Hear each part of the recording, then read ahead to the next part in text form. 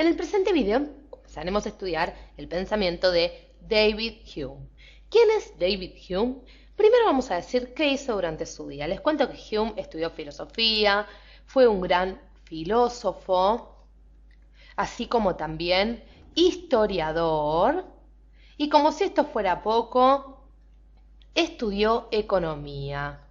Entonces fue un filósofo, historiador y economista escocés, porque David Hume nace en Edimburgo en el año 1711 y muere en 1776. Escribió un gran compendio sobre la historia de Inglaterra. Y cuando hablamos de Hume, vamos a relacionarlo, y atentos con esto, directamente con el empirismo. ¿Recuerdan que en Educatina nosotros tenemos un video correspondiente al empirismo? Bueno, vamos a recordar también que el empirismo se diferencia del racionalismo. El empirismo va a tomar como base de todo conocimiento la experiencia.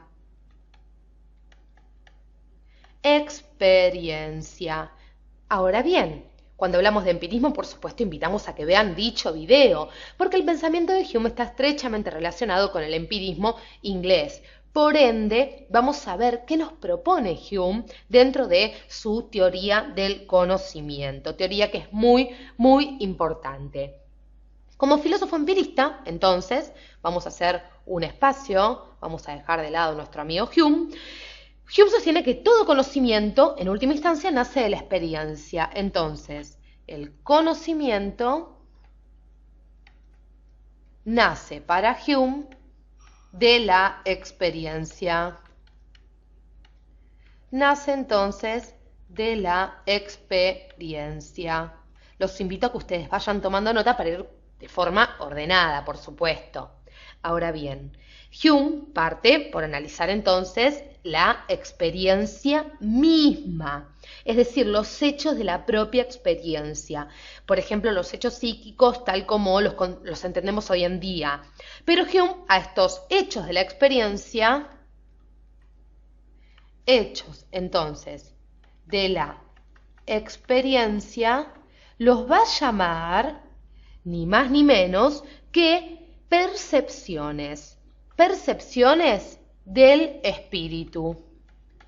Entonces, percepciones, como decíamos, del espíritu. Las percepciones del espíritu las podemos de alguna manera, si se quiere, relacionar o entender como estados de conciencia, ¿sí? Vamos a ponerlo para que ustedes se puedan ir ubicando un poquito más. Estados de conciencia. Entonces, importantísima esta idea de que Hume parte de analizar la experiencia misma y nos va a hablar entonces de que en la experiencia vamos a descubrir percepciones del espíritu, es decir, estos estados de conciencia. Pero claro, a las percepciones que se reciben de modo directo, va a decir, las llamamos impresiones sensibles. Impresiones sensibles. Como decíamos, las recibimos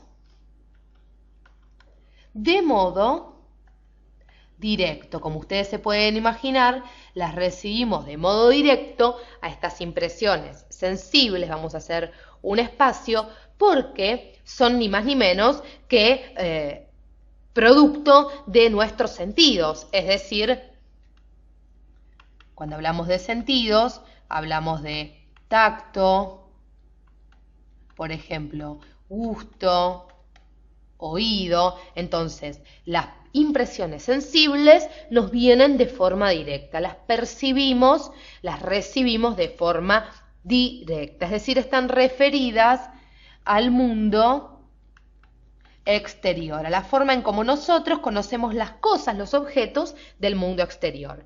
Y por otro lado, tenemos otro tipo de percepciones a las que queremos hacer mención. Tenemos las impresiones de la reflexión. Impresiones, entonces, de la reflexión.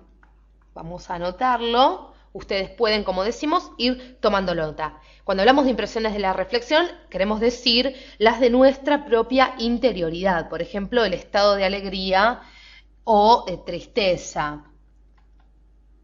Entonces, hablamos del interior del hombre, entendiendo, por ejemplo, estado de alegría o tristeza.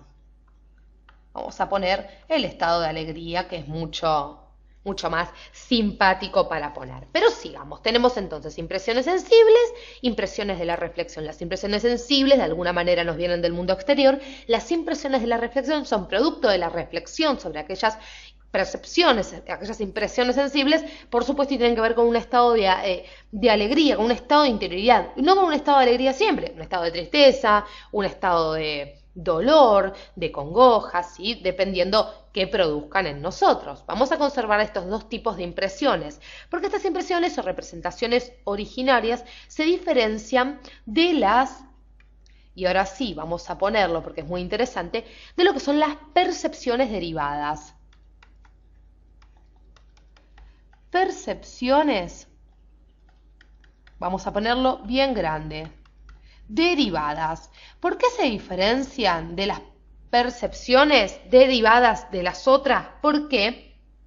Se diferencian porque Hume las llama ideas, es decir, no son impresiones sensibles que yo obtengo de un conocimiento directo, sino que son como los fenómenos, dice Hume, de la fantasía o la memoria. Entonces, por ejemplo, la fantasía o la memoria. No desesperen, vamos a ir por partes con esta idea precisamente de las percepciones derivadas, entendidas entonces, vamos a repetir el concepto, como ideas. Por ejemplo, cuando hablamos de estas ideas y tomamos el ejemplo de la memoria, cuando nosotros podemos recordar una sensación de dolor, ¿sí? Estas ideas entonces son derivadas, como decíamos, porque derivan de una impresión. Derivadas de una impresión de las que hablamos anteriormente. La gran diferencia entre impresiones, entonces, la gran diferencia entre impresiones e ideas, dice Hume, es una diferencia de vivacidad o intensidad. Entonces, vamos a ponerlo aquí, diferencia entre impresiones e ideas tiene que ver con la vivacidad o, como decíamos, o intensidad. Vamos a ir explicando esto, es decir, de cuán intensa o vivazmente, por ejemplo, nosotros recordemos algo, ¿sí? ¿Vamos entendiendo hasta ahí? Muy bien. Tanto ideas, dice Hume, como impresiones pueden ser simples, vamos a ponerlo aquí, tanto ideas, entonces, como impresiones, y es muy interesante esto, vamos a ver por qué, vamos a hacer un espacio, pueden ser simples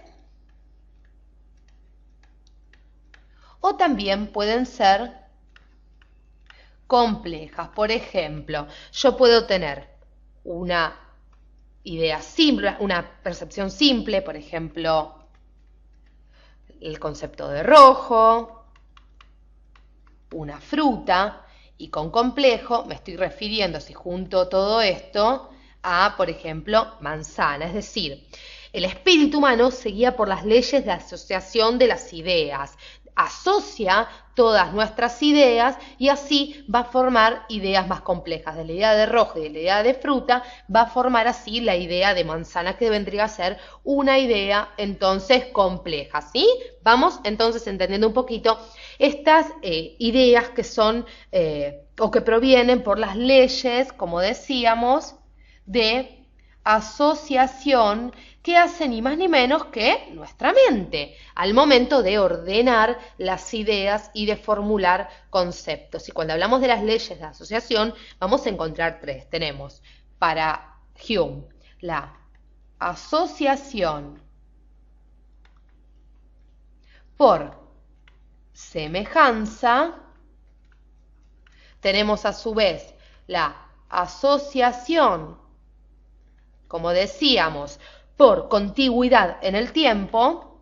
Entonces, asociación por contigüidad. Y tenemos a su vez la asociación, vamos a ponerlo nuevamente, por causa y efecto. Por causa entonces y efecto. Ahora bien, por ejemplo, la asociación por semejanza es relacionar, por ejemplo, cuando yo veo una pintura con otra. Cuando hablamos de asociación por contigüidad en el tiempo, Hume nos presenta un ejemplo diciendo, por ejemplo, cuando hablamos de un tipo de departamento de edificios, pensamos también en los otros tipos de departamentos. Y cuando hablamos de la asociación por causa y efecto, hablamos, por ejemplo, si yo pienso en una herida, en un momento de mi vida en el cual me corté con un cuchillo sin querer, me da la sensación nuevamente de dolor. Vuelvo a sentir como esa impresión, esa sensación de dolor. Entonces, en resumen, para poder completar esta teoría del conocimiento de Hume, esta aproximación que estamos haciendo, todos nuestros pensamientos se derivan, o mejor dicho, todo nuestro pensamiento, vamos a anotarlo, todo nuestro pensamiento, pueden ir tomando nota, se deriva de nuestras sensaciones externas e internas. Se deriva entonces de nuestras sensaciones externas e internas.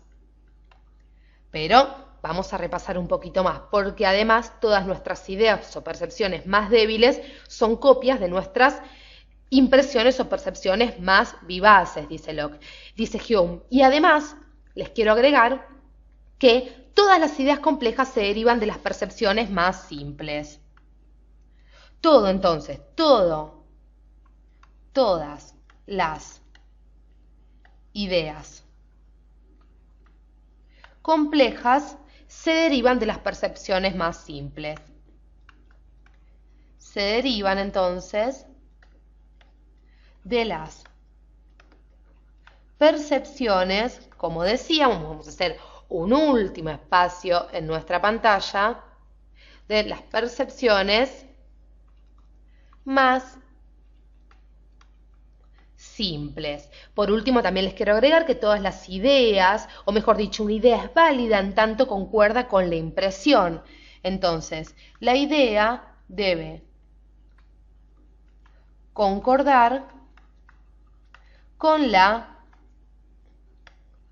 impresión, ¿sí? Es decir, que debe concordar con la impresión a la que se la va a asociar. Entonces, toda idea debe copiar exactamente la impresión que viene a representar. Muy bien, si tienen dudas con respecto al pensamiento de Hume, por supuesto pueden hacerlas debajo de nuestro video y con gusto las responderemos. Gracias por acompañarnos hasta aquí.